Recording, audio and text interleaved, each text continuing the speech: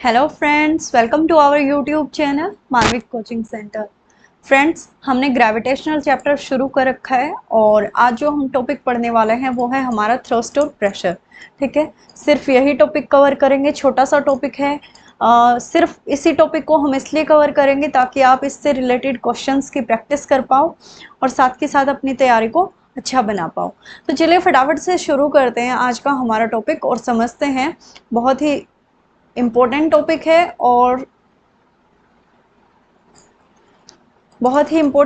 है और इजी भी है। ठीक है, बस ज़रूरत है तो समझने की, अच्छे से कॉन्सेप्ट को समझ जाइए, फिर इस टॉपिक में कुछ नहीं है। तो चलो हम बात करते हैं सबसे पहले प्रेशर की। Pressure is the force acting on a unit area of the object. तो अगर आप फॉर्मूले से इस कॉन्सेप्ट को समझोगे तो आपके लिए बहुत ईजी हो जाएगा। अगर आप एक बार फॉर्मूले पे ध्यान दो तो देखो क्या लिखा गया है कि जो फोर्स होता है वो डायरेक्टली प्रोपोर्शनल होता है, प्रेशर होता है वो डायरेक्टली प्रोपोर्शनल होता है फोर्स के, और इनवर्सली प्रोपोर्शनल होता है एरिया के।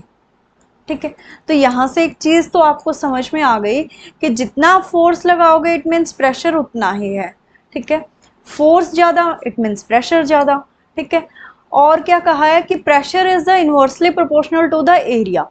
अब इस चीज को समझो, मेरे पास एक पेंसिल है। ठीक है, अब ये जो सामने वाला पार्ट है इसका एरिया कम है as compare to backward part, है ना। तो चलो मैं एक काम करती हूँ, अपनी इस फिंगर से इस टिप पॉइंट पे, इस एरिया पे फोर्स अप्लाई करती हूँ। ठीक है, तो क्या होगा देखो, अगर आप ध्यान से देख पा रहे हो तो जो पेंसिल है और जो फिंगर है इस पे ज़्यादा फोर्स एक्सर्ट हो रहा है और फिंगर पे एक निशान भी आ जाता है ना। क्यों? क्योंकि यहाँ पे एरिया कम है और जो भी हम फोर्स लगा रहे हैं वो इसी पॉइंट पे पॉइंट आउट हो जाता है। ठीक है, अब अगर हम इस पेंसिल की बैकवर्ड डायरेक्शन में अगर हम फोर्स लगाते हैं तो क्या ऐसा होता है, क्या हमें फिंगर पे कोई मार्क मिलता है या हमारी फिंगर अंदर चली जाती है एकदम से, जैसे जब हम टिप से फोर्स लगाते थे। ठीक है, तो ये आप आपके पास कोई भी पेन पेंसिल होगा आप करके देख सकते हो, बड़ा अच्छा एग्जाम्पल है और आप इजिली समझ जाओगे। यहाँ पे एरिया कम है तो जितना भी प्रेशर, जितना भी फोर्स हम लगा रहे हैं वो एक ही पॉइंट पे पॉइंट आउट होता है, मतलब पूरा का पूरा हमारा जो फोर्स है वो एक ही पॉइंट पे लगता है, तो मतलब प्रेशर ज्यादा लगता है। ठीक है, एरिया कम प्रेशर ज्यादा। अब यहाँ पे एरिया ज्यादा है ना, टिप के कंपैरिजन में यहाँ पीछे की साइड एरिया ज्यादा है, तो यहाँ पे देखो एरिया ज्यादा हो गया और प्रेशर कम लग रहा है as compare to the tip. ठीक है, तो आप इस चीज को ध्यान रखिएगा, यहीं से शॉर्ट क्वेश्चन निकल के आएंगे। आपको ध्यान रखना है कि एरिया ज्यादा प्रेशर कम, और प्रेशर कम हो रहा है, अगर प्रेशर कम हो रहा है मतलब एरिया ज़्यादा है, और अगर प्रेशर ज़्यादा लग रहा है इट मीन्स एरिया कम है।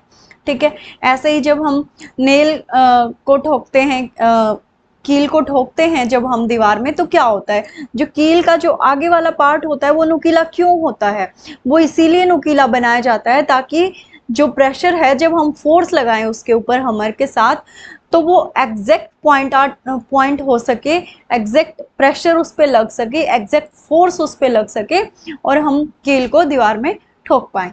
ठीक है, तो ऐसे ऐसे शॉर्ट क्वेश्चन बनेंगे इस टॉपिक से। तो डेफिनेशन आप एक बार फिर से देख लीजिए। Pressure is the force, pressure एक ऐसा फोर्स है जो किसी ऑब्जेक्ट पर लगता है इन अ यूनिट एरिया। ठीक है, pressure is a force acting on a unit area of the object. I hope आपको बड़े अच्छे से क्लियर हो गया होगा।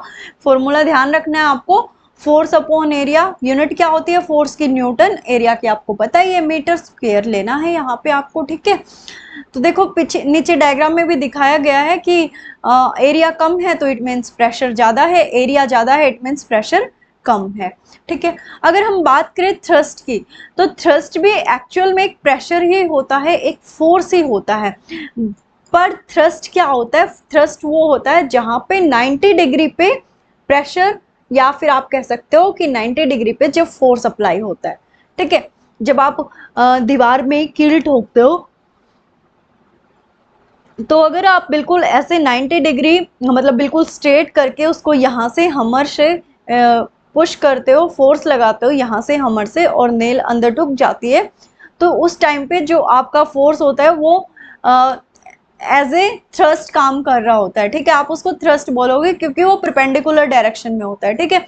अगर आपने कील को थोड़ा सा भी टेढ़ा कर लिया और फिर आप उसको हमर से बीट करोगे तो क्या होगा, कील आपकी मुड़ जाएगी, ठीक है। तो थ्रस्ट और प्रेशर में इतना सा कॉन्सेप्ट आपको समझना है कि थ्रस्ट वो फोर्स है जो किसी भी ऑब्जेक्ट पर, किसी भी बॉडी पर परपेंडिकुलर लगता है ऑन इट्स सरफेस। सरफेस पे देख लीजिए आप, आपके पास कोई भी सरफेस है और उसके ऊपर आप परपेंडिकुलर डायरेक्शन में अगर फोर्स लगा रहे हो, इट मीन्स वो आपका थ्रस्ट है, ठीक है। तो आप प्रेशर का एक और फॉर्मूला लिख सकते हो, थ्रस्ट अपॉन एरिया, क्योंकि थ्रस्ट है तो फोर्स है, बस यहाँ पे फोर्स कैसा है, परपेंडिकुलर डायरेक्शन वाला, ठीक है।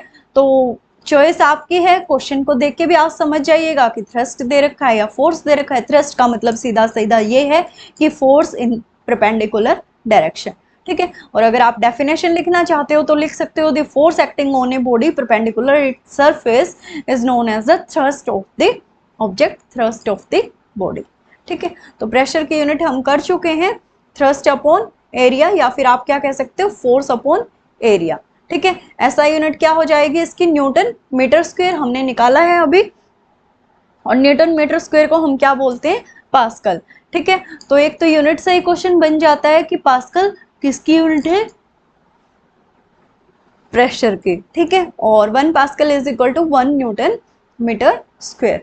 अब एक क्वेश्चन बनता है, sharp knife, area of sharp knife जो होता है वो जल्दी से हमारी वेजिटेबल को कट कैसे कर देता है as compare to bent knife, ठीक है। जिसको हम बोलते हैं ना, ये चाकू खराब हो गया, ये नाइफ खराब हो गया, अच्छे से कट नहीं करता, तो उसके कंपैरिजन में वो शार्प नाइफ कैसे कट कर देता है।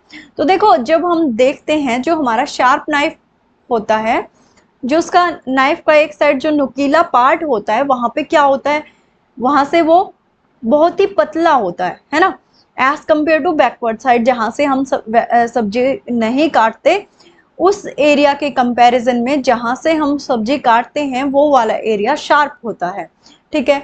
और हमने अभी पढ़ा कि अगर एरिया कम है, इट मीन्स वहां पे फोर्स, वहां पे प्रेशर जो है वो ज्यादा होगा, ठीक है। तो अगर प्रेशर ज्यादा होगा तो हमारी सब्जियां जल्दी जल्दी कट जाएंगे।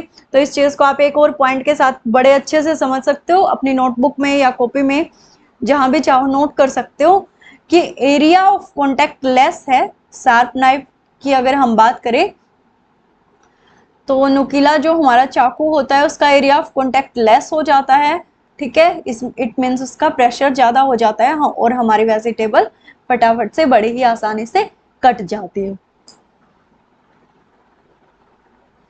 अब एक क्वेश्चन देख लेते हैं, why it is difficult to hold a school bag having a strap made of a thin and strong string. अब देखो सेम कॉन्सेप्ट है, आप खुद इसका आंसर देने की कोशिश करो, एक बार समझो ये क्या कह रहा है कि जो हमारे स्कूल बैग्स होते हैं उनके जो पीछे टांगने का होता है वो ब्रॉड क्यों बनाया जाता है। मेरे पास भी एक बैग है, मैं आपको दिखा देती हूँ।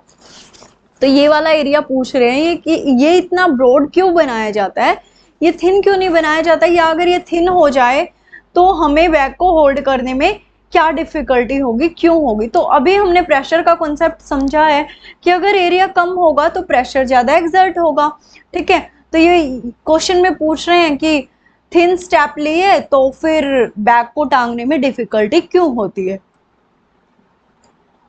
तो देखो थिन स्टेप लिया यानी कि एरिया ऑफ कॉन्टेक्ट लेस हो गया, area of contact less it means pressure ज्यादा, तो प्रेशर ज्यादा तो फिर वेट ज्यादा लगेगा बच्चे को, है ना, स्कूल बैग कैरी करने में।